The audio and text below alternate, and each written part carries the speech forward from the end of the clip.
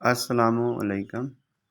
آج میں ایک ایسے شعر پہ بات کرنے جا رہا ہوں جو ہے تو مصحفی کا، لیکن اکثر جو لیکچرر کے امتحان کی تیاری کے لیے کتب مارکیٹ میں دستیاب ہیں ان میں یہ شعر میر کا بتایا جاتا ہے، اور ساتھ میں مصحفی کے اس شعر سے ملتا جلتا شعر جو میر کا ہے، جو اصل میں میر کا ہے، وہ بھی پیش کروں گا۔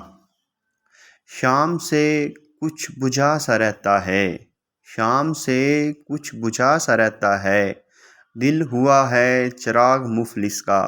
یہ شعر میر تقی میر کا ہے۔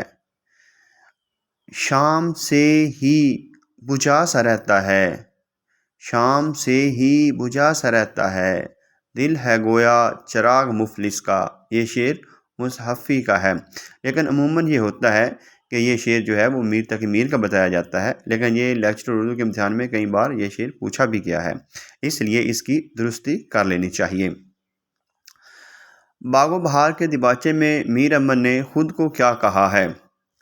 سب سے پہلے تو یہ بات ذہن میں رکھنی چاہیے، جو باغ و بہار ہے یہ قصہ چہار درویش جو کہ امیر خسرو کی تصنیف ہے اس کا ترجمہ ہے، اور یہ کتاب اپنے زمانے کی فصیح اور سلیس زبان میں لکھی گئی ہے۔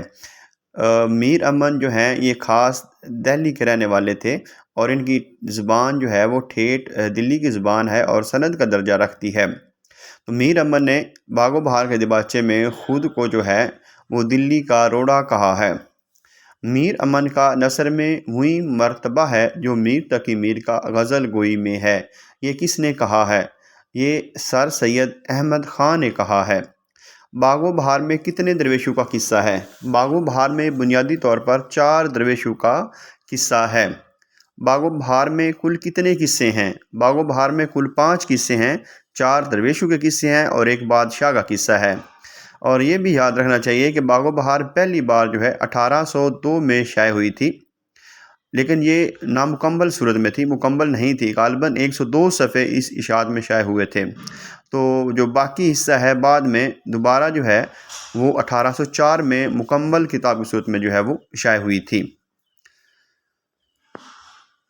نو طرز مرصع کس کی تصنیف ہے؟ جو نو طرز مرصع ہے یہ عطا حسین خان تحسین کی تصنیف ہے جو کہ 1775 میں لکھی گئی ہے، اور یہ بھی قصہ چہار درویش کا ہی ترجمہ ہے۔ یہ بات بھی ذہن میں رہنی چاہیے کہ میر امن سے قبل زرین نے بھی قصہ چہار درویش کا ترجمہ باغ و بہار کے عنوان سے کیا ہے، لیکن عطا حسین خان تحسین کے نو طرز مرصع سے تقریباً 25-26 سال بعد زرین نے جو ہے باغ و بہار کے عنوان سے اس کا ترجمہ کیا تھا۔ یہ کس نے کہا ہے کہ باغ و بہار اردو نثر کی پہلی زندہ کتاب ہے؟ یہ ڈاکٹر سید عبداللہ نے کہا ہے کہ باغ و بہار جو ہے اردو نثر کی پہلی زندہ کتاب ہے۔